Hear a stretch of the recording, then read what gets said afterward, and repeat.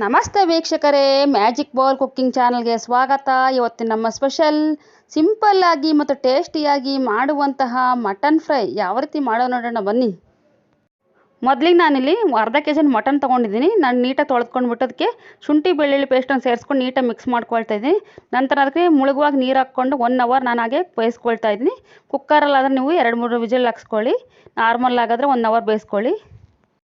ಮೊದಲಿಗೆ ನಾನಿಲ್ಲಿ ಬಾಣಲೆ ತೊಗೊಂಡು ಅದಕ್ಕೆ ಎಣ್ಣೆ ಹಾಕ್ಕೊಳ್ತಾ ಇದ್ದೀನಿ. ಎಣ್ಣೆ ಕಾದಾದ ನಂತರ ನಾನು ಇಲ್ಲಿ ಬೇಯಿಸಿದಂತಹ ಮಟನನ್ನು ಸೇರಿಸ್ಕೊಳ್ತಾ ಇದ್ದೀನಿ. ನಂತರ ಅದಕ್ಕೆ ಒಂದು ಅರ್ಧ ಟೀ ಸ್ಪೂನಷ್ಟು ಅರಿಶಿನ ಪುಡಿಯನ್ನು ಹಾಕ್ಕೊಂಡು ಮಿಕ್ಸ್ ಮಾಡ್ಕೊಳ್ತಾ ಇದ್ದೀನಿ. ನಂತರ ನಾನು ಒಂದೂವರೆ ಸ್ಪೂನಷ್ಟು ಉಪ್ಪನ್ನು ಹಾಕ್ಕೊಂಡು ಮಿಕ್ಸ್ ಮಾಡ್ಕೊಳ್ತಾ ಇದ್ದೀನಿ. ನಂತರ ನಾನು ಇದಕ್ಕೆ 1 ಸ್ಪೂನಷ್ಟು ಖಾರದ ಪುಡಿನ ಹಾಕ್ಕೊಳ್ತಾ ಇದ್ದೀನಿ.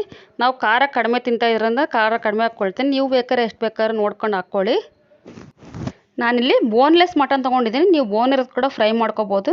ನಂತರ ಇಲ್ಲಿ ನಾನು 4 ಸ್ಪೂನಷ್ಟು ಧನಿಯಾ, 1 ಸ್ಪೂನಷ್ಟು ಜೀರಿಗೆ, ಒಂದು 4-5 ಲವಂಗ, ಒಂದು ಚಕ್ಕೆ ತುಂಡು, ಒಂದು ಏಲಕ್ಕಿ ಹಾಕ್ಕೊಂಡು ಮಿಕ್ಸ್ ಮಾಡ್ಕೊಂಡಂತಹ ಪೌಡ್ರನ್ನ ಸೇರಿಸ್ಕೊಳ್ತಾ ಇದ್ದೀನಿ.